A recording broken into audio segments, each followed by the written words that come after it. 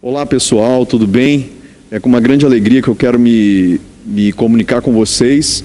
A minha intenção nesse vídeo é falar um pouco sobre esse material, Relógio dos Tempos. Relógio dos Tempos foi um livro que eu escrevi e lancei no ano de 2013.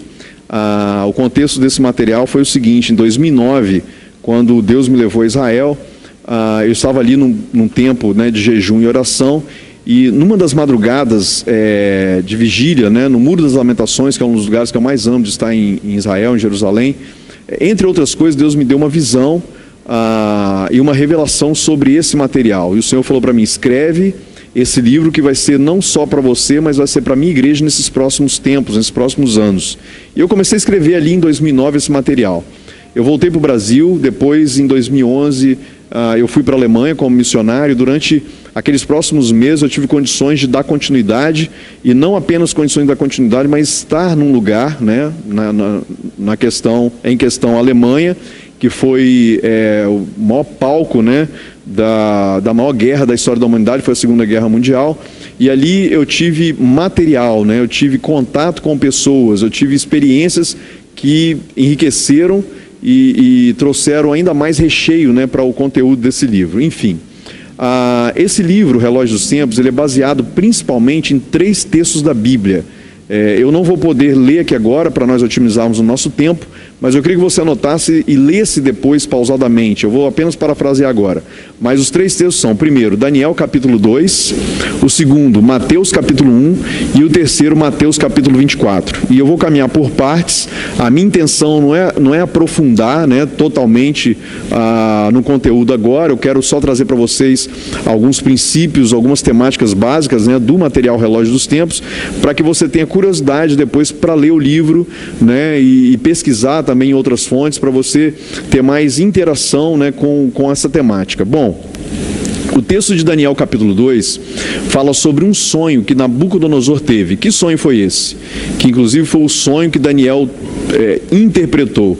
Nabucodonosor, naqueles dias, ele sonhou com uma grande estátua, cuja cabeça era de ouro, os membros superiores, braços de prata, o quadril de bronze e os pés de ferro e barro.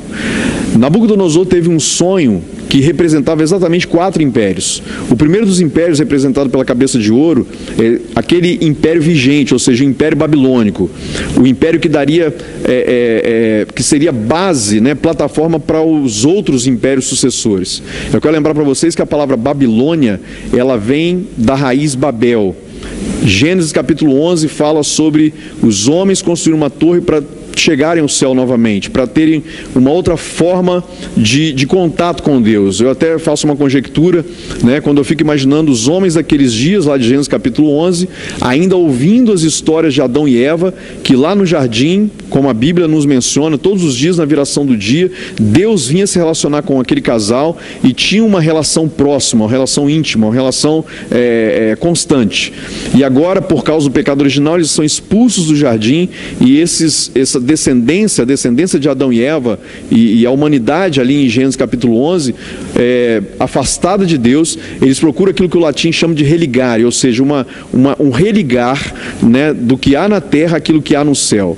Existe no coração do homem, como muitos falam, um vazio, e esse vazio só pode ser preenchido pela presença e pela existência de Deus. Então esse homem de Gênesis capítulo 11, a humanidade ali presente, ele constrói uma torre, e a intenção é tocar novamente com aquilo que é transcendental, ou seja, com Deus. Nós conhecemos a história. Se você tiver dúvidas, leia com particularidade o texto de Gênesis capítulo 11, quando Deus desce e confunde a língua daqueles homens. Há uma teoria, inclusive, bem plausível, que a partir dali começou a existência das cidades, e depois formando nações e reinos e tudo mais, por causa da particularidade da língua. Os que falavam a mesma língua, naquela divisão de línguas, eles se dividiram em grupos e foram para lugares específicos e formaram ali as cidades, enfim. Então, a gente percebe que ali, naquele momento, foi usada a palavra Babel para aquela torre. E o que significa Babel? Babel significa exatamente confusão. Então a gente vê Babel sendo mencionada em Gênesis e ao longo da Bíblia, e mais precisamente no final, no texto, no livro de Apocalipse, quando tem a revelação do final dos tempos, e é sobre isso que nós tratamos aqui, por isso o título do livro é Relógio dos Tempos. João, quando tem a revelação, ele usa também a expressão a grande Babilônia, né, a meretriz, ou seja, ele fala sobre, eu vou denominar aqui para vocês, é o que eu também coloco no livro, um sistema. Então, existe um sistema que coordena a humanidade, né, nos aspectos de todo o contexto social humano, em todas as esferas de influência da humanidade, de todas as épocas, de todas as gerações, desde o início até aqui agora, né, no ano 2020, vai ser assim sucessivamente até o final de todas as coisas, ou seja, até a plenitude dos tempos, até o final dos tempos, né, até a volta de Jesus, que coordena, e eu inclusive faço no livro uma analogia entre o que acontece no sistema do mundo e aquele filme Matrix.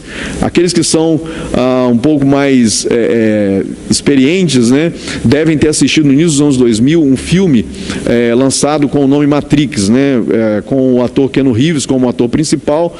Inclusive, na época que eu assisti esse filme, eu estava fazendo a minha graduação no curso de Sociologia aqui na UFES, e a professora mandou a gente fazer um trabalho antropológico, uma análise antropológica do filme Matrix. E eu, como metido a teólogo, né, conhecedor da palavra de Deus, eu fiz uma analogia entre o filme Matrix e o contexto, né, do surgimento da vinda do Messias, né, onde eu faço uma analogia entre o ator principal, o Keanu Reeves, né, o personagem Neo, como uma forma de Cristo, né, que vem trazer uma solução e uma salvação para uma humanidade perdida e manipulada pelo sistema conhecido como Matrix, né. Para quem já assistiu, eu vou lembrar, para quem não assistiu, eu vou explicar, né, fazer um spoiler aqui. A Matrix era um sistema de algoritmos e de máquinas que controlava, né, o mundo físico, o mundo humano, o mundo natural. Então, da mesma forma, eu fiz essa analogia, onde existe um sistema, né, que a Bíblia chama como sistema babilônico, né, e eu aqui no livro denomino como sistema mundo, que controla todas as coisas. Nada acontece por um acaso, tudo faz parte de uma agenda e de um protocolo para que as coisas aconteçam, e é sobre isso que eu trabalho aqui nesse material. Mas voltando a visão de Daniel, né, a cabeça de ouro representa o Império Babilônico, depois na sequência o Império Persa, na sequência o Império Grego e depois o Império Romano. E exatamente como Daniel interpretou o sonho do rei Nabucodonosor, exatamente assim aconteceu. E isso é corroborado pela própria história. Na sequência histórica, né, esses 4 reinos, eles existiram e um sucedendo o outro, com nomes diferentes, Babilônia, Pérsia, Grécia e Roma, mas a linha é a mesma, né, a linha Matrix a mesma, ou seja, o mesmo sistema ou o sistema babilônico. E o que nos chama a atenção essa visão? Se você, né, for ler o texto, você vai perceber que na visão, uma grande pedra, ela vem de encontro com essa estátua, né? Essa estátua ela é destruída, ela é esmiuçada, mas de todos os componentes dela, ouro, prata, bronze, ferro e barro, o ferro e o barro, aparentemente os componentes mais menos poderosos, né, em relação ao ouro, a prata e o bronze, mas eles têm uma particularidade, porque o sistema, ou seja, o Império Romano, representado por ferro e barro, é aquele que perpassa por tempos, épocas, gerações e estações. Porque o barro, quando ele seca, ele vira uma poeira, e não tem como você conter, né? As donas de casa sabem bem disso. Limpa uma casa de manhã, à tarde está empoeirado novamente, porque a poeira, ela é microscópica às vezes, você não tem como conter, não tem como erradicar a sujeira promovida pela terra, né? Então, esse último elemento da estátua, que é o último rei no Império Romano, aparentemente talvez o mais frágil, mas o mais influente e o mais abrangente. Historicamente, o Império Romano, ele começa a surgir e dominar o mundo 320 anos antes de Cristo, e ele continua no mundo ocidental até o ano 323 depois de Cristo, e no mundo oriental até o ano de 1453, né, através do domínio romano na cidade de Constantinopla, né, o Império Alexandrino. Então a gente percebe que, exatamente como Daniel viu, aconteceu. E é interessante que o mundo ocidental, ele foi totalmente influenciado, e é influenciado até hoje, pela cultura romana, que é o expoente da cultura babilônica ou do sistema babilônico, ok? E aí a gente vai construindo aqui, como num quebra-cabeça, para que você tenha um entendimento. Então, acompanha comigo, né? Na visão que Daniel tem, ele vê uma sucessão de 4 impérios, 4 reinos, que iriam trazer uma formatação, uma plataforma de um sistema babilônico para o mundo, cujo último império é o Império Romano, que é o império que tem mais abrangência. Por quê? Porque a forma de dominação romana ela é totalmente particular e diferente das dominações anteriores. O Império Babilônico, Persa e até o Império Grego, eles tinham uma forma de dominação que era uma forma de dominação destruidora, né? Eles dominavam uma outra nação, eles destruíam tudo, destruíam todas as coisas, destruíam a cultura para implantar a sua cultura. Esse método de dominação, ele não era muito eficaz. Por quê? Porque se destruía a outra cultura, né? Então, se você destrói algo, você não tem como, você não tem mais aquele algo. Se eu coloco fogo nesse material, eu não tenho mais esse material. Mas qual foi a grande sacada do Império Romano? A dominação romana não era destrutiva, ela era influenciadora, influenciativa, ou seja, os romanos, eles enviavam aquele termo que Jesus inclusive utiliza também para explicar a forma de influência do reino de Deus, que era a figura do apóstolo. Apóstolo é uma palavra latina que significa enviado. Então, o apóstolo, ele era enviado para uma província, para uma cidade, para um vilarejo, para uma cidadela, seja como for, para uma nação, e ali ele exercia uma influência, não destruindo a cultura, mas influenciando a cultura. Primeira coisa, ensinava-se a língua, o latim, né? É uma das primeiras bases da formação de uma cultura, é a linguagem do povo, é a língua. Por exemplo, né, dando uma explicação, qual é a língua mais falada no mundo hoje? O inglês. Por que o inglês hoje é a língua mais falada no mundo? Porque é mais bonita? Porque é mais fácil? Não. Porque os americanos, a partir da Segunda Guerra Mundial, exerceram um poder de influência no mundo inteiro, né, estabelecendo bases militares, né, e na guerra armamentista, a Guerra Fria, eles saíram na frente, estão até hoje na frente dessa guerra, embora a China está crescendo muito rapidamente, mas eles exerceram essa influência no mundo inteiro. Então a língua inglesa ela se tornou uma língua conhecida como uma língua universal. É só para vocês terem uma ideia. No passado, quem exerceu esse papel foi exatamente o Império Romano através da língua latina, né, do latim.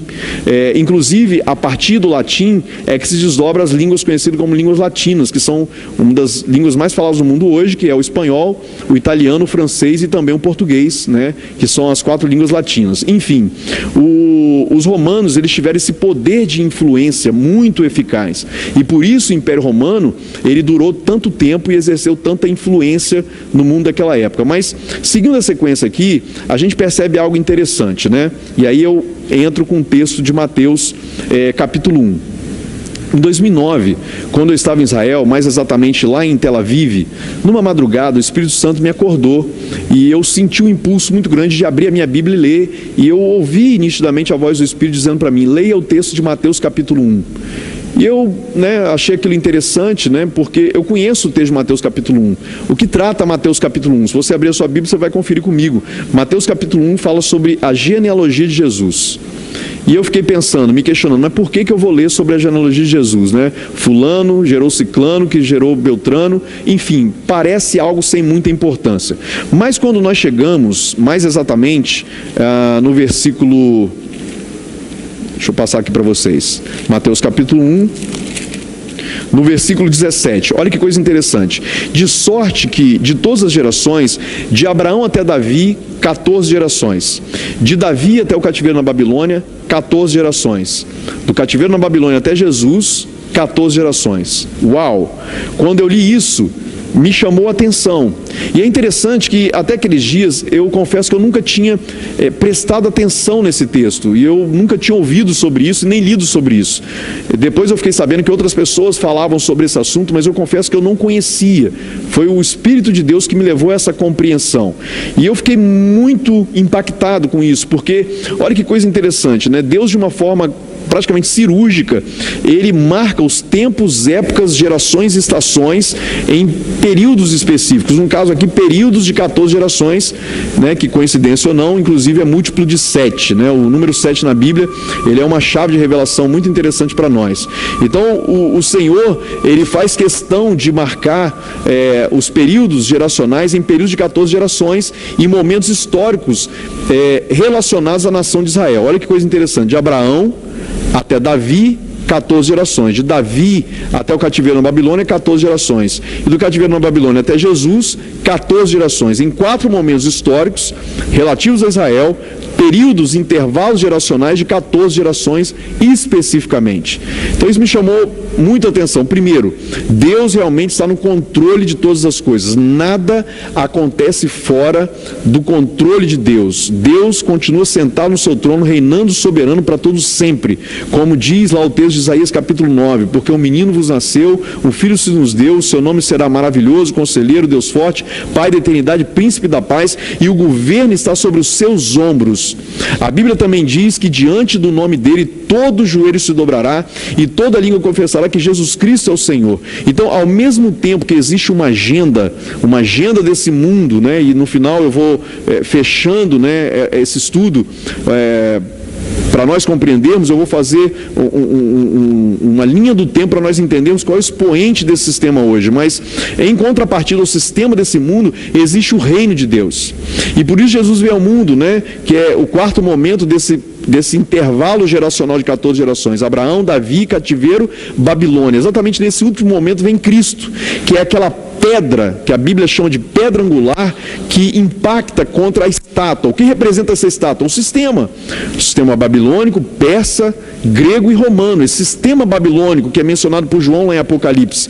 Essa luta final que vai haver entre o reino de Deus e o império das trevas. Como Jesus diz, o mundo jaz no maligno. Satanás, ele é o príncipe desse mundo. Existe uma regência sobre esse sistema, mas que essa pedra angular, como na visão de Daniel, vai destruir esse sistema, e nós cremos piamente nisso, né? Mas voltando à revelação de Mateus capítulo 1, aqui Jesus, né, o Mateus está dizendo, Jesus está trazendo essa revelação para nós, de que existe períodos, intervalos geracionais, especificamente de 14 gerações entre um acontecimento e outro. Vou fazer uma retrospectiva: Abraão, Davi, cativeiro na Babilônia e Jesus.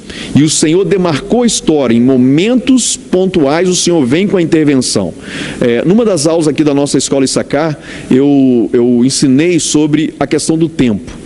Para nós, no português, que é uma língua linda, né? Nós falamos o português, mas é uma língua pobre na questão do vocabulário. Por quê? Para os gregos, por exemplo, a palavra amor, ela tem várias derivações. O amor filéu, que é o amor de amigo, o amor eros, o amor estorgeu, o amor ágape, né? Existem várias derivações do amor. Assim como também a palavra tempo. Para nós, no português, tempo, ele significa todas as coisas relacionadas ao tempo, mas para os gregos não. Existem pelo menos 3 formas de tempo na língua grega. O primeiro é o tempo aion. O que é o tempo aion? O tempo aion é o tempo da eternidade.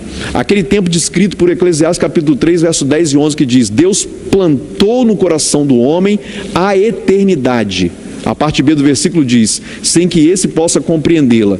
Então, o tempo aion é o tempo de Deus, é o tempo onde não há tempo, na verdade, né? É o tempo da eternidade. É aquelas perguntas clássicas, né? Deus criou todas as coisas, mas quem criou Deus?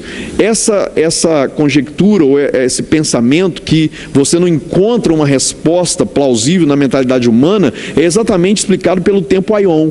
É o tempo da eternidade, né? Ninguém criou Deus, Deus sempre existiu.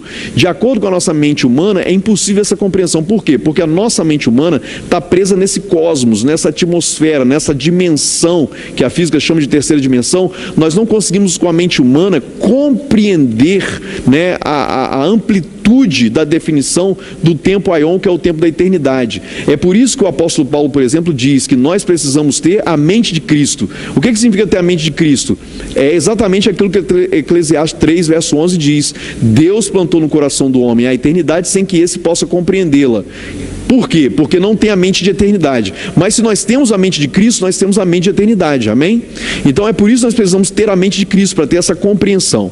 Mas além do tempo aion, tem também o tempo cronos. O que é o tempo cronos? É o tempo do relógio. É o tempo que marca as horas. É o tempo que marca o dia de 24 horas, né? A semana de 7 dias, o mês de 28, 30 ou 31 dias, o ano de 365 ou 366 dias. Ou seja, o cronômetro, o calendário, o tempo humano, o tempo que é determinado por essa dimensão humana, né? Por essa dimensão física, né?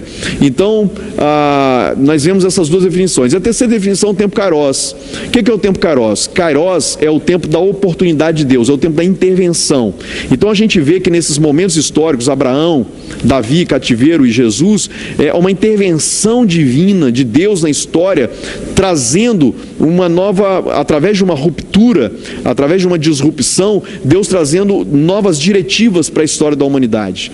E a gente percebe que a vinda de Jesus, ela vem exatamente para combater a cultura do reino, né? Combater essa estrutura, esse sistema humanista, esse sistema que inaugurou lá em Gênesis capítulo 11 de Babel, que foi se perpassando pela história e chega em Apocalipse como a grande Babilônia, ou seja, o sistema que rege o mundo, o sistema do mal, o sistema do maligno, o sistema que afasta os homens da compreensão de Deus.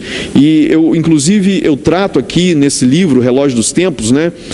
Só um parênteses aqui, eu sou formado em Ciências Sociais, Antropologia, Política, História, e Sociologia. Então, eu me proponho nesse material fazer um diálogo entre as ciências sociais e as revelações bíblicas, né? Principalmente as profecias para os últimos dias. Então, a gente percebe nitidamente esse confronto, né? Entre duas, vamos colocar assim, duas ideologias, duas cosmovisões. Essa palavra é muito autoexplicativa, uma cosmovisão. O que é a cosmovisão? É o par de lentes que nós temos dentro do nosso cérebro que nos faz compreender o universo existente, o universo que nós vivemos. A nossa cosmovisão humana ela é formada por algumas características, né? Algumas experiências que nós temos de vida, a nossa forma de criação, o ambiente social onde nós convivemos, aquilo que nós lemos, aquilo que nós adquirimos através do conhecimento, né? Os nossos professores na escola primária, na primeira infância, na segunda infância, na educação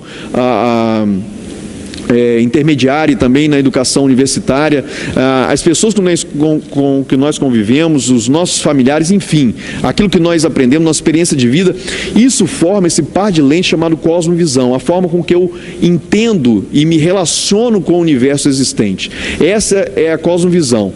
Então nós podemos ter basicamente uma ou outra cosmovisão. A primeira cosmovisão, a cosmovisão humanista, a cosmovisão secularista. Que cosmovisão é essa? A cosmovisão física e humanista que você enxerga e entende o universo existente sem a presença de Deus, sem a presença daquilo que é sobrenatural. O fator sobrenatural, ele não faz parte da cosmovisão humanista. E nós podemos ter a cosmovisão bíblica, a cosmovisão cristã, ou a cosmovisão teísta, que é a presença de Deus, é a palavra de Deus, é a Bíblia, né? A revelação do Espírito Santo trazendo para nós um elemento para nós compreendermos todo o universo e toda a existência humana. Existe hoje no mundo uma corrente muito forte, que é a corrente ateísta, né? Os ateus, que eles descartam a presença de Deus. Eles dizem, se um dia houve ou existiu um Deus, esse Deus está morto, né? Existe um filósofo alemão chamado Nietzsche, que ele, inclusive, ele traz, né, essa vertente, né, essa ideologia, essa filosofia de que Deus está morto. No alemão, a frase é Gott ist tot, ou seja, Deus está morto, Deus não existe, Deus não faz parte dessa cosmovisão humana, Deus não faz parte desse universo humano. Então, a existência de Deus sobrenatural, ela é descartada. Então, essa é a cosmovisão humanista, né? Em contrapartida, tem a cosmovisão teísta, que é a cosmovisão da Bíblia, né, cristã. Então, nós estamos hoje diante de duas possibilidades. Ou nós aceitamos a cosmovisão humanista, né, a cosmovisão antropocentrista, ou seja, o homem no centro do universo, a visão hedonista, o homem como centro de todas as coisas, ou nós aceitamos a cosmovisão teísta bíblica. E é interessante que o que nós percebemos hoje? A guerra que existe hoje, como Jesus mesmo, inspirando Paulo para escrever, Paulo fala lá em Efésios capítulo 6, a nossa guerra, a nossa luta diária não é contra carne nem sangue, ou seja, não é contra pessoas, mas é contra ideias. A guerra que existe no mundo hoje é uma guerra ideológica, que é uma guerra de cosmovisão. Né? Alguns pastores, inclusive, chamam de guerra de altares, né? O altar do mundo, o altar do humanismo e o altar do reino de Deus. É um confronto espiritual. Essa é a verdade. Existe uma guerra espiritual desde o início de todas as coisas, desde o Éden, quando a serpente, né, Satanás, no corpo da serpente, né, engana Eva, engana Adão, né, os tira da presença de Deus, os tira desse ambiente, né, que lá é chamado de Jardim do Éden, no Apocalipse é chamado de a Jerusalém celestial, tira o homem desse ambiente e abstrai a cosmovisão dele para uma cosmovisão humanista, sem a existência de Deus. Por isso que ali em Babel o homem recorre, né, à construção dessa torre de Babel para se religar novamente a Deus. Por que Deus confunde tudo ali? Porque esse não é o caminho. Jesus mesmo, ele traz para nós o ensinamento, ele diz, eu sou o caminho, a verdade e a vida. E ninguém vem ao Pai, não é vai, é vem, porque Jesus e o Pai são uma só pessoa. Ninguém vem ao Pai a não ser por mim. Ou seja, só existe um caminho. Jesus, querido, querida que está me assistindo, não é uma ideologia, Jesus não é uma filosofia, Jesus não é uma brilhante ideia, Jesus é uma pessoa. Eu sou, né?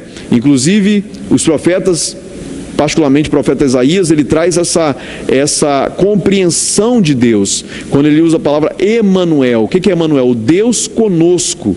Eu sou o caminho, a verdade e a vida. Então, o reino de Deus, ele não é uma ideologia, uma filosofia, mas é uma pessoa, Jesus Cristo. Quem é Cristo? Cristo é o Filho de Deus que veio ao mundo, como define João capítulo 3, verso 16, né? Porque Deus amou o mundo de uma tal maneira que deu o seu único Filho, para que todo aquele que nele crê não pereça, mas tenha vida eterna. O que é isso? Traduzindo para um contexto social de compreensão contextual. Jesus vem ao mundo enviado pelo Pai para nos dar um caminho, uma diretriz, uma cosmovisão, uma cultura do reino dos céus, para nós compreendermos a possibilidade de nos relacionarmos novamente com Deus, como Adão e Eva lá no Éden, não construindo uma torre, não pegando atalhos, não construindo artifícios humanos, mas através de um único caminho que é Jesus, ou seja, uma revelação espiritual de uma possibilidade de contato, de acesso, de religar novamente o ser humano caído por causa da queda original com Deus, ok? Mas voltando aqui para o texto, né? O primeiro impacto que eu tive aqui com Mateus capítulo 1, verso 17, foi com a demarcação temporal de Deus. Abraão, Davi, cativeiro, Babilônia. A segunda constatação foi: se o Senhor, ele se preocupou em demarcar o tempo e a história em períodos geracionais de 14 gerações, cirurgicamente falando, né? E daí para frente? Meu questionamento pessoal: o Senhor continua marcando a história? E a resposta é sim. Para nós entendermos isso, quantos anos dura uma geração? Quantos anos duram 14 gerações? Se nós pegarmos o Salmo 90, versículo 10, lá está escrito exatamente assim: cabe ao homem viver 70 anos. Os que passam disso, chegam a 80, é canseiro e enfado. Então, é uma chave de revelação para nós de entendimento. Então, para mim, a contabilidade, matemática profética, eu pego exatamente esse número 70, que inclusive atualmente é a média, expectativa de vida mundial, de vida humana, né? A média de expectativa de vida do ser humano hoje está entre 70 a 74 anos, né? Os países que vivem mais, chega a 74 anos, a média. Os países que vivem menos, 70 anos. Então, pegando esse número básico, né, você multiplica 70 vezes 14, dá um número aproximado de 1000. Se pegar 71, 72, mais ou menos 1000 anos. Ou seja, os períodos geracionais são períodos de 1000 anos, períodos de 14 gerações, 1000 anos. Então, se nós pegamos Abraão, Davi, Babilônia e Jesus, períodos geracionais de 14, daí para frente, qual o próximo período? Idade média, 14 gerações, 14 vezes 70, mais ou menos 1000. Por que é a idade média? Porque é exatamente a média, 2000 anos, né? 2000 anos, 0, Jesus, 2000. Qual é a média? 1000. Então, exatamente 1000 anos depois, nós entramos num contexto histórico, sociológico, conhecido como Idade Média. O que acontece na Idade Média? Entre várias coisas que aconteceram naquele momento, inclusive eu recorri à história para entender, né, isso está descrito aqui no material, existiu um imperador greco-romano chamado Carlos Magno, que ele começou a dominar o mundo daquela época, né, mais propriamente a Europa, e ele começou a formar as nações, parecido com o que aconteceu lá em Babel, em afinidades culturais. Por exemplo, os francos formaram a França, os germânicos a Alemanha, os anglo-saxões a Inglaterra, e aí por diante, né? Daí por diante. Ou seja, o mundo começou geopoliticamente a ser demarcado pela formação das nações, ou seja, o ajuntamento das etnias. Isso é muito importante nós entendermos para compreendermos, né, esse quebra-cabeça que vem sendo montado ao longo da história, para nós chegarmos a esse momento hoje que a definição sociológica chama de sociedade pós-moderna ou sociedade líquida. Eu vou falar sobre isso mais no final. Então, o que nós percebemos acontecendo ali? Uma nova nova formatação mundial geopolítica, né, através das dominações do Império Greco-Romano. A partir daí, nós chegamos num momento histórico, ainda dentro da Idade Média, conhecido como a Idade das Trevas também, onde uma figura icônica, né, aparece, que é a figura do Martinho Lutero, ou Martin Luther. Quem foi esse homem? Martinho Lutero, ele era um estudante de teologia, né, no seminário católico, que era o único seminário que existia naquela época, e Martinho Lutero, diferente de todos os outros seminaristas, ele teve uma curiosidade. Qual foi a curiosidade? Ler a Bíblia, né? Estudar a Bíblia, compreender a Bíblia. Eu não tenho dúvida nenhuma de que o Espírito Santo ele trouxe para Lutero uma revelação, uma inspiração para compreender aquilo que está dentro do Espírito, né? Do que está escrito na Palavra de Deus. É bom lembrar que naqueles dias, na Idade Média, só quem tinha acesso à leitura eram o alto clero, né? E a alta nobreza. As pessoas comuns não tinham acesso à leitura. Mas como Lutero era um seminarista muito inteligente, muito curioso, ele começou a ler a Bíblia. E ele se deparou com um texto da Bíblia, por exemplo, que revelavam que a salvação não é pela compra de indulgência, mas é pela graça. E Lutero, ele foi tão impactado por essa verdade, porque a Bíblia diz lá em João 8,32, conhecereis a verdade e a verdade vos libertará. Lutero foi impactado por essa verdade, ele foi liberto por essa verdade e ele começou a propagar essa verdade. Olha que coisa interessante. Lá na cidade do interior da Alemanha, chamada Wittenberg, Lutero começou a pregar sobre a salvação pela graça. Ele começou a pregar a verdade da palavra de Deus. Ele escreveu 95 teses que ficaram conhecidas na história como as teses protestantes, e ele afixou, né, na porta da igreja de Wittenberg. Eu, particularmente, quando fui missionário na Alemanha, eu tive a oportunidade de ir nessa cidade, de conhecer essa igreja, que está lá até hoje, né, essa porta onde Lutero afixou as teses protestantes, e eu tive uma experiência incrível, que eu fui na igreja, uma igreja luterana, hoje conhecida, que hoje é um museu, onde Lutero pregou os seus primeiros sermões da Reforma Protestante. Essa experiência foi em janeiro de 2011, foi muito impactante para mim, porque quando eu entrei naquele lugar, que hoje é um museu, visitado por várias pessoas, e eu estava ali, uma amiga nossa, que fala um alemão fluente, ela se comunicou com a curadora daquele museu e falou assim: olha, esse aqui é um amigo meu, ele é um sacerdote lá do Brasil, e ele ama, né, a história de Lutero e o legado que Lutero deixou. E para minha surpresa, para nossa surpresa, aquela mulher falou bem assim: olha, eu não poderia fazer isso. E ela abriu o cordão de isolamento, a cordinha de isolamento, ela falou assim: mas eu vou permitir você subir no púlpito, para você ter uma experiência, né, de o que é estar no lugar onde Lutero, né, pregou.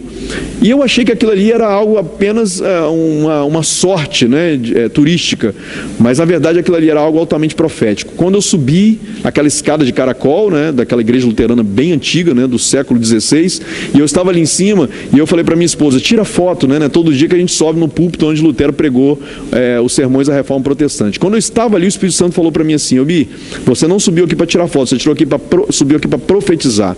Inclusive, no capítulo 10 desse livro, eu mostro aqui a foto desse momento, né? Quando eu levantei a minha mão ali, comecei a profetizar debaixo de uma unção do Espírito profética, e eu falei assim: Senhor, nesses dias o Senhor vai levantar sobre a terra jovens, cheios da tua presença, cheios da tua graça, cheios da tua unção, porque, como diz o profeta Isaías, a unção quebra o jugo, para trazerem para o mundo uma revelação de que a salvação não é pelo sistema, mas é pela graça.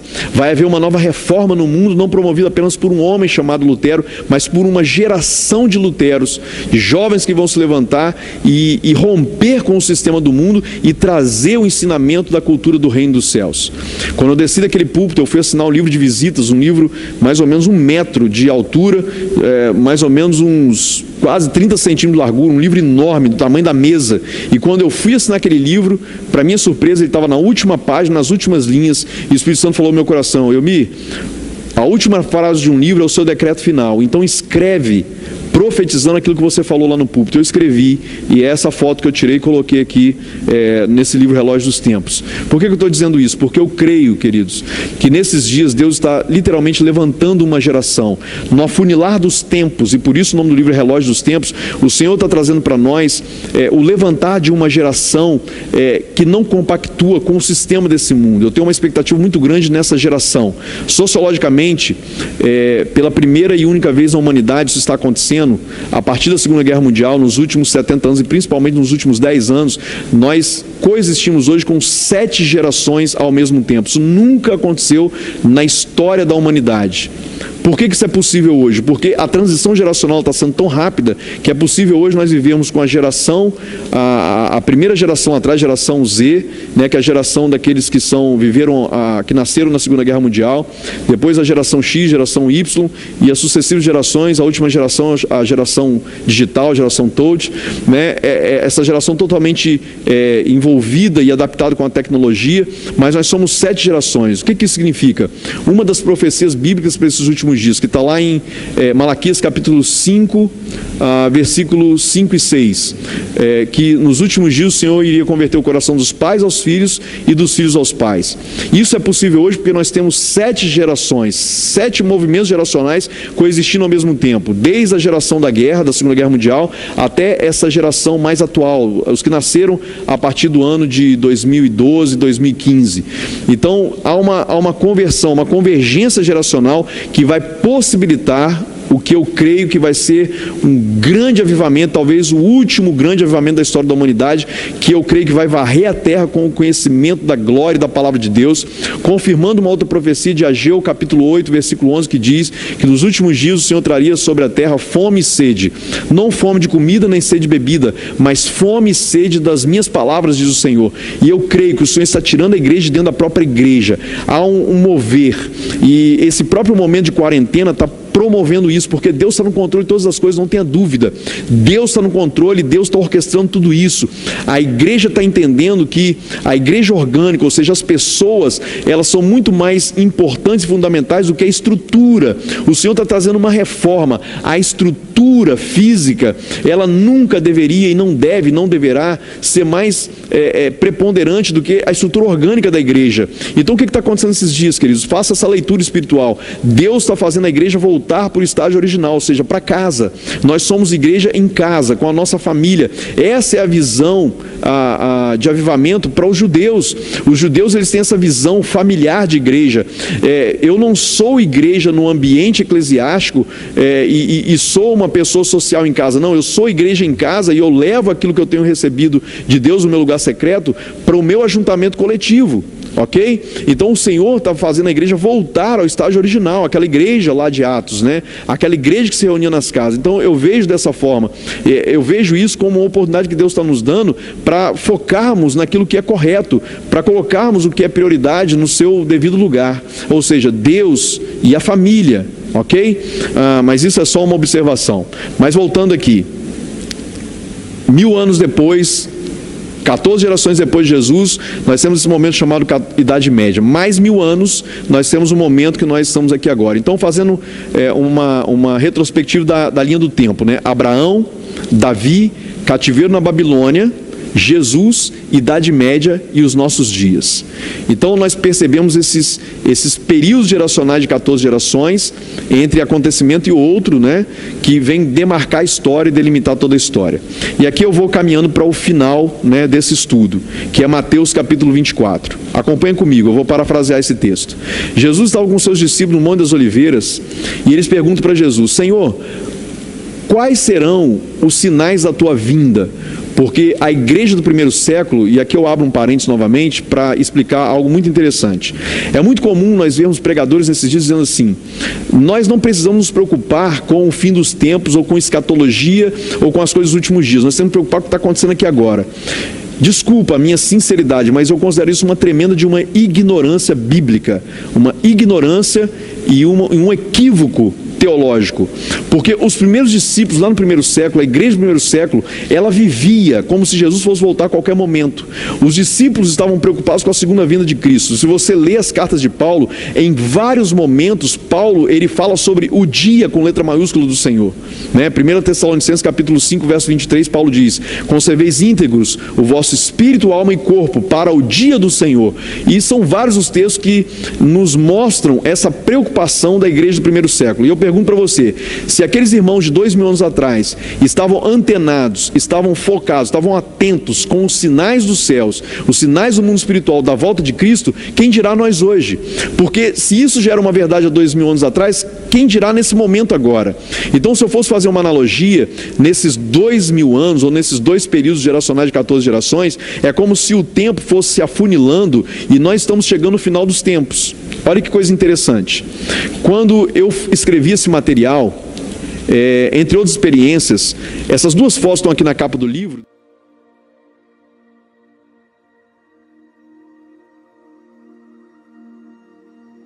Essas duas fotos foi eu que tirei, eu pessoalmente tirei as fotos. A primeira, aqui na cidade de Jerusalém. Essa é uma foto panorâmica da cidade de Jerusalém, ali do Muro das Lamentações, pegando ao fundo aqui a mesquita de Omar, o Domo da Rocha, o lugar onde Abraão ofereceu Isaac como sacrifício, né?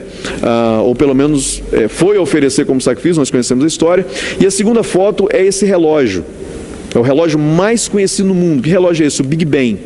Eu tive uma experiência aqui em Londres, no ano de 2012, que foi uma experiência muito impactante. Quando eu fui missionário ali na Europa, o Senhor, Ele me deu muitas visões e revelações para fazer muitos atos proféticos, não apenas na Alemanha, mas em vários lugares da Europa. Por exemplo, eu tinha sonhos, né, noturnos, e eu acordava pela manhã com uma cidade na minha cabeça, cidade que eu nunca tinha ouvido falar. Por exemplo, a cidade de Estrasburgo.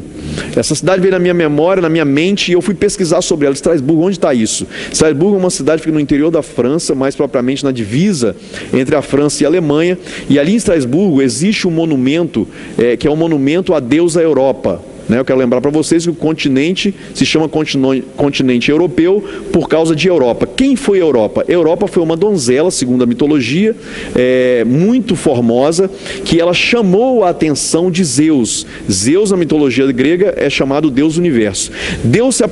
Zeus se apaixona por Europa, ele se transforma materialmente num touro, porque a Europa ela amava animais, e mais especificamente touros. Ele se transforma num touro muito belo. Europa se apaixona por esse touro, ela sobe nele, ele cria asas como um cavalo alado, um touro alado, e ele leva a Europa para o céu. Essa é a história que traz o nome do continente. Então, Europa é a história dessa princesa, dessa donzela que se tornou a esposa de Zeus. Então, quando eu entendi essa história, eu entendi o porquê que o Senhor está me falando sobre Estrasburgo. Por quê? Porque ali naquela cidade existe um monumento, né, a deusa Europa, segundo essa história, essa mitologia, né, que eu acabei de narrar. Então ali é uma cidade estratégica, onde traz essa concepção do porquê do nome desse continente. Eu quero lembrar para vocês, que inclusive eu narro aqui no conteúdo desse material, que o Império Romano, aparentemente mais frágil, pés de ferro e barro, que a estátua vem de encontro ao sistema, mas esse barro, né, como um vento que sopra poeira, ele perpassa por tempos, épocas, gerações, estações, e o Império Romano, ele influencia o mundo ocidental e todo o mundo, de uma certa forma, esse mundo globalizado que nós temos hoje, de uma forma muito pontual, de uma forma muito forte. Então, a gente percebe que o Império Romano, ele nunca deixou de existir. O expoente deles são os países ocidentais europeus, que são todos descendentes diretos do Império Romano. E olha que coisa interessante, porque os países europeus dominaram todo o mundo, todo o novo mundo conhecido hoje, né? Vamos fazer um exercício rápido. Toda a América Latina, todos os países, né, da Argentina até o México foram colonizados por países europeus, mais propriamente Espanha e Portugal. O país mais poderoso do mundo hoje, Estados Unidos, foi colonizado pela Inglaterra.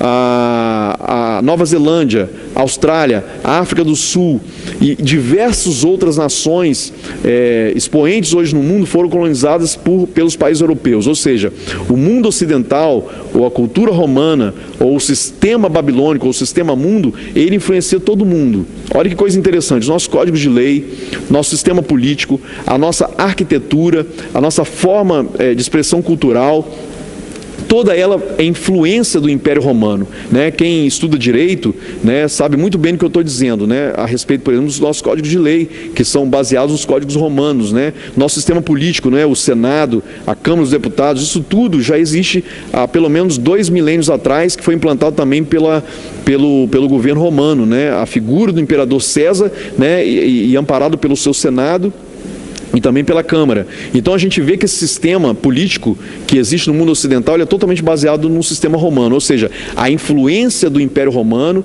né, o expoente dessa sequência de 4 impérios, que é o sistema babilônico, influenciando até hoje, né, todo o mundo ocidental. Aqui no texto de Mateus 24, voltando, os discípulos perguntam para Jesus: Senhor, quais serão os sinais da tua vinda? E Jesus, ele não ignora a pergunta, muito pelo contrário. Jesus, ele se detém a trazer uma explicação detalhada, né, de cada um dos sinais. Ele começa falando ali sobre vários sinais, né? Eu não vou ler aqui, mas eu quero crer que você vai pegar a sua Bíblia e ler na sequência exata. Jesus fala ali sobre guerras e rumores de guerras, e muitas pessoas durante muito tempo pensaram assim, vai ser uma guerra bélica, né? Uma guerra de tiro, uma guerra de bomba. Muitos vinham achando nas últimas décadas, até por causa da Guerra Fria, e por causa da corrida armamentista da União Soviética e dos Estados Unidos, que em algum momento haveria uma guerra nuclear. Não é descartada essa possibilidade, eu acredito até que em algum momento vai haver uma guerra bélica. Mas quando Jesus fala sobre guerras no plural e rumores de guerras, não são somente guerras de tiros, mas são guerras ideológicas, guerras, né, civis, guerras étnicas, guerras religiosas, ou seja, e a maior de todas as guerras que existem no mundo hoje, através das cosmovisões que eu citei anteriormente, são as guerras ideológicas, né? O mundo hoje está polarizado em dois polos, né? Um lado representado pelo mundo capitalista, né? E o outro lado representado pelo mundo socialista comunista, que é uma teoria desenvolvida no século XIX por um autor chamado Karl Marx, né? Junto com Hegel, que traz o marxismo, conhecido como marxismo, que é a base, né, da Revolução Russa, a Revolução Comunista. Que, diga-se de passagem, foi um momento histórico que exterminou o maior número de pessoas da história da humanidade, até mais do que a Segunda Guerra Mundial, promovido pelo nazismo. Não se tem uma estatística exata, porque os países comunistas disfarçam, né? Escondem essas informações, mas milhares e milhares de pessoas foram mortas na Revolução Russa. Enfim, isso é só uma informação histórica. Então a gente vê essa polarização, né? Jesus falou sobre guerras, rumores de guerras. Jesus fala sobre um sinal que é o sinal mais evidente da sua volta. Que sinal é esse? Acautelai-vos os falsos mestres, acautelai-vos os falsos profetas, os falsos ensinadores. Então, o maior de todos os sinais, ele vai ser evidenciado dentro da própria estrutura eclesiástica. Por quê? Quem serão aqueles que trarão o maior engano para a igreja? Os de fora, não os de dentro. E nós percebemos mais do que nunca tantas seitas e religiões e vertentes, né, de igrejas cristãs, evangélicas, católica e diversas outras vertentes, né, religiosas ditas cristãs, onde nós vemos muitas heresias, muitos equívocos, muitos erros de interpretação bíblica sendo trazidos através de falsos ensinamentos. Então, a gente percebe, por exemplo, a própria teologia da prosperidade, né? O desfocar de um evangelho centrado em Cristo para um evangelho centrado em coisas materiais, em bens materiais, né? A falta de foco naquilo que propriamente cristãos, são os ensinamentos de Cristo, desfocando para outros ensinamentos. Então a gente percebe que esse sinal ele tem sido muito evidente hoje, mais do que em qualquer outro momento da história humana, até porque nunca existiu no mundo tantos habitantes. Hoje nós convivemos num mundo com mais de 7 bilhões e 300 milhões de pessoas. Só para você fazer um comparativo histórico, nos dias de Jesus, o mundo tinha só 300 milhões de pessoas. Hoje, então, nós temos 7 bilhões a mais de pessoas.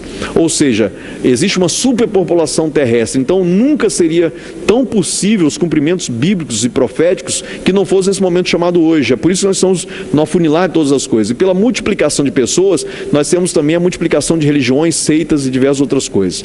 Mas Jesus continua descrevendo ali no seu compêndio profético os sinais. Ele fala também sobre epidemias e pandemias. Olha que coisa interessante. O que está acontecendo no mundo hoje não foi desconsiderado pela Bíblia. Jesus fala sobre isso. Jesus fala que pestes, ou seja, epidemias, elas iriam se espalhar pelas nações da terra, pelo mundo inteiro. Então nós estamos percebendo que a Bíblia mais do que nunca está se cumprindo. Mas eu não vou ter tempo aqui de discorrer sobre todos os sinais, né? Depois você vai ler na sua Bíblia. Mas quando nós chegamos no versículo 32 a 34, a gente vê o que para mim é o sinal mais pontual desse momento profético histórico que nós estamos vivendo hoje. Porque Jesus fala assim: quando vocês virem a figueira florescer, e todas as vezes que a Bíblia fala sobre figueira, está se referindo à nação de Israel, mais propriamente à cidade de Jerusalém. Quando vocês virem a figueira florescer, ou seja, Israel ressurgir como nação, saibam, não passará essa geração, ou seja, a geração da figueira, sem que todas essas coisas aconteçam. Os céus e a terra passarão, mas as minhas palavras jamais vão de passar.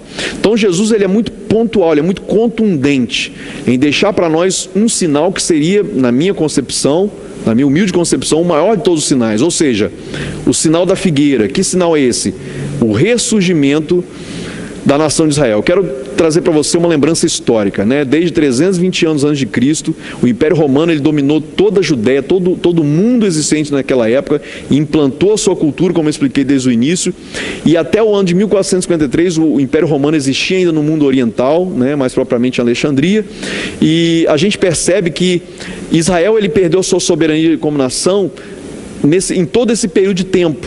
E quando foi que essa profecia pontualmente se cumpriu? A profecia pontualmente se cumpre, cabalmente se cumpre, exatamente no dia 14 de maio de 1948. Que momento é esse? Após a Segunda Guerra Mundial, né, é instituído a ONU, Organização das Nações Unidas. Qual a proposta da ONU? Trazer um ajuntamento, uma globalização dos países do mundo para promover a paz. E Jesus mesmo, ele cita na sua palavra, um texto assim, quando disserem paz e paz, é aí que virá repentina destruição. Olha que interessante. Então, a Organização das Nações Unidas, ela começou a promover reuniões, ajuntamentos para delimitar novamente o mundo de uma forma geopolítica. Após a Segunda Guerra Mundial, Estados Unidos e os aliados, né, ganharam a guerra e houve uma nova formatação geopolítica do mundo, que introduziu o mundo num momento histórico chamado de modernidade, né, digamos assim.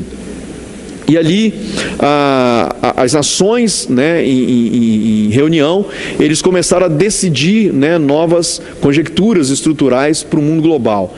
E numa dessas reuniões, mais propriamente no dia 14 de maio de 1948, estava em pauta naquela sessão, e isso nunca mais aconteceu na história da ONU, um brasileiro chamado Oswaldo Aranha, nascido em Alegrete, Rio Grande do Sul, ele foi escolhido para ser o presidente da mesa.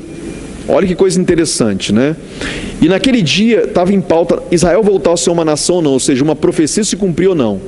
Olha que mais interessante ainda, o profeta Isaías, ele faz uma pergunta: pode uma nação nascer num só dia? É uma pergunta.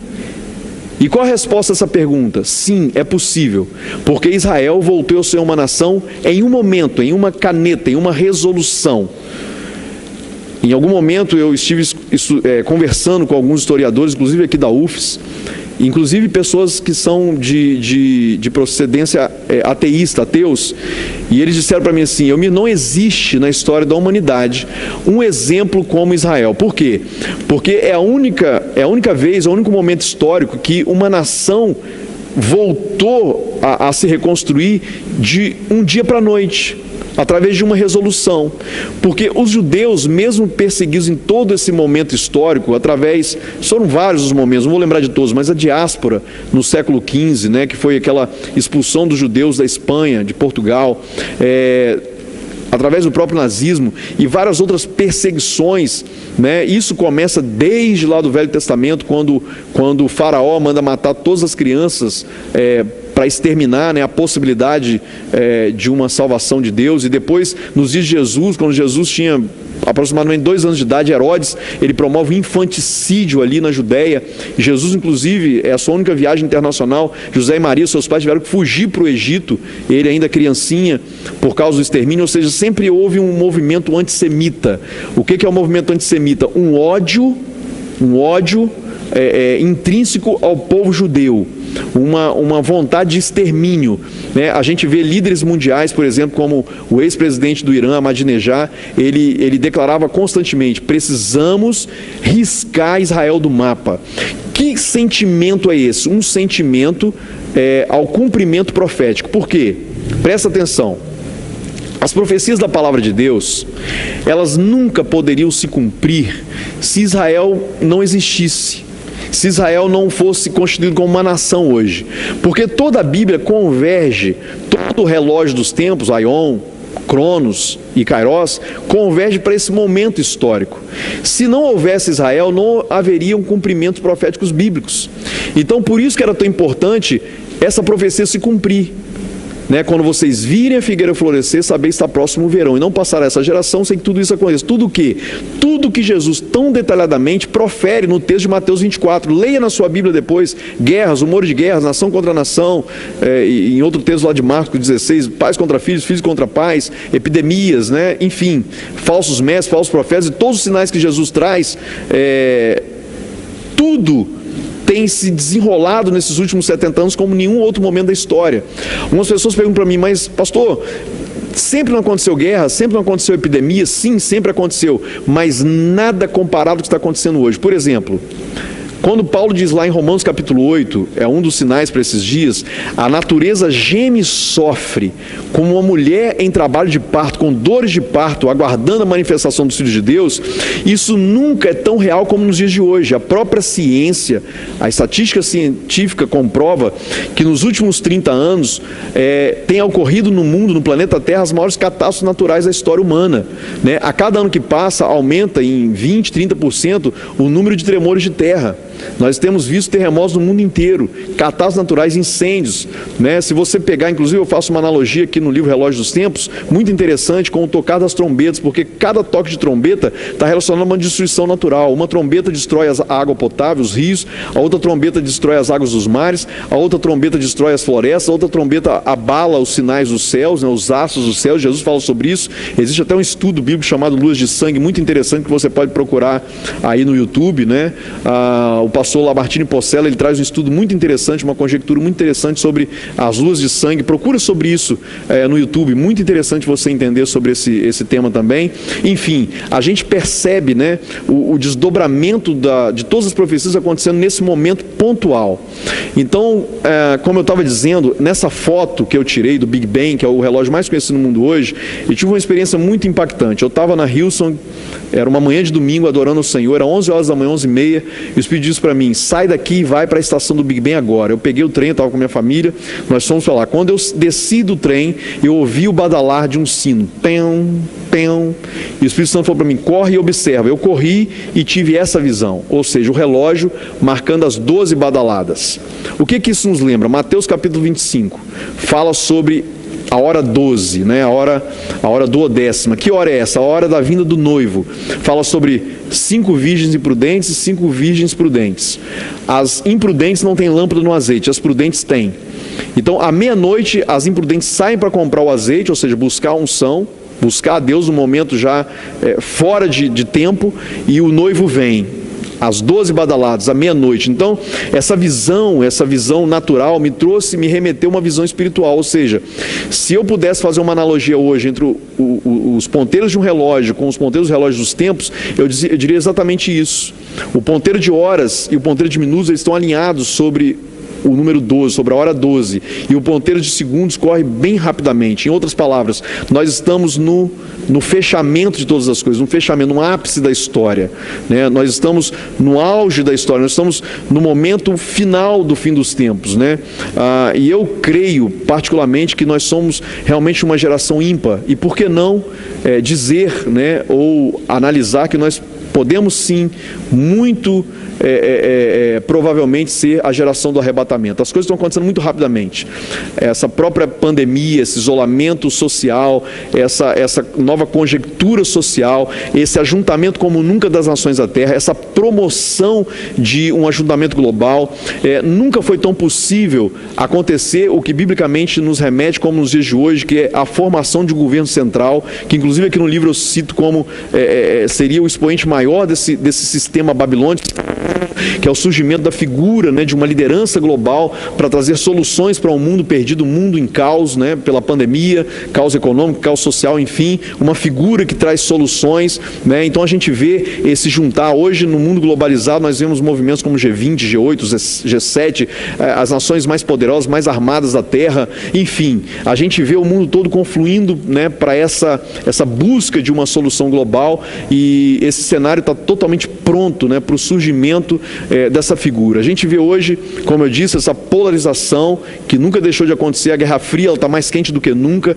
essa guerra ideológica, né, do marxismo cultural, que é uma evolução, uma nova vertente, né, do marxismo original escrito por Karl Marx, né, no século passado, essa visão ideológica, né, desse sistema político e econômico no mundo, esse sistema social, né, em contrapartida com uma outra vertente, que é o sistema capitalista. Mas eu colocaria aqui, na verdade, a tentativa da implantação de uma mentalidade, né, ideológica onde o aborto, né, é a agenda, né, do anticristo, é a agenda desse sistema, o aborto, né, a liberação do aborto, ou seja, o assassinato de vidas humanas, patrocinada pelo próprio Estado. Existem várias nações da Terra hoje que patrocinam e promovem, né, a questão do aborto, e aqui no Brasil uma guerra constante sobre isso. A questão da ideologia de gênero, ou seja, arrancarmos da nossa Bíblia textos como, por exemplo, Levítico capítulo 18, Romanos capítulo 1, que são textos que são frontalmente contrários à questão, né, desse movimento, né, da ideologia de gênero.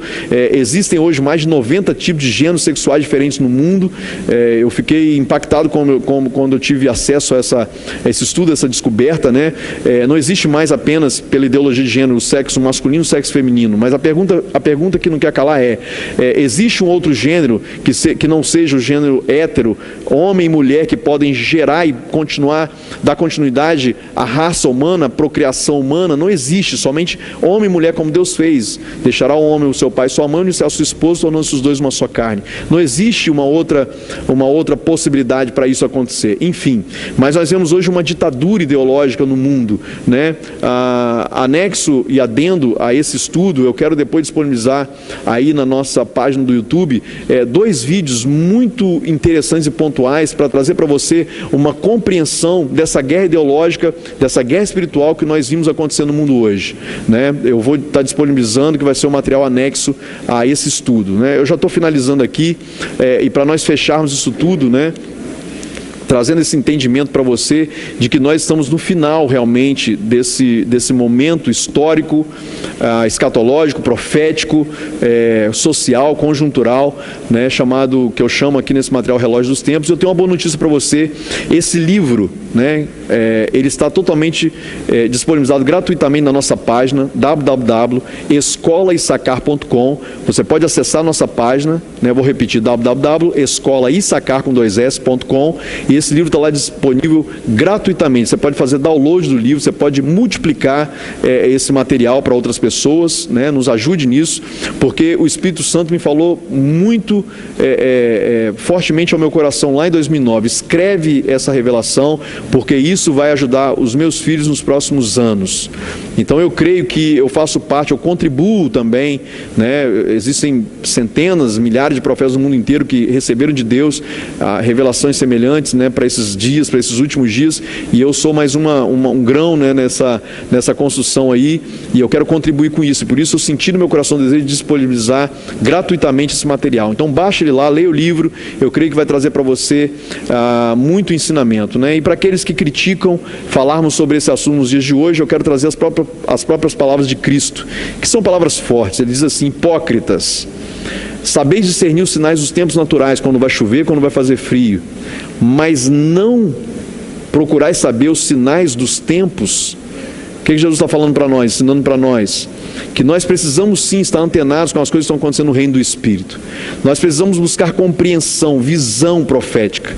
Nós estamos no afunilar dos tempos, nós estamos no limiar dessa guerra ideológica, dessa guerra espiritual.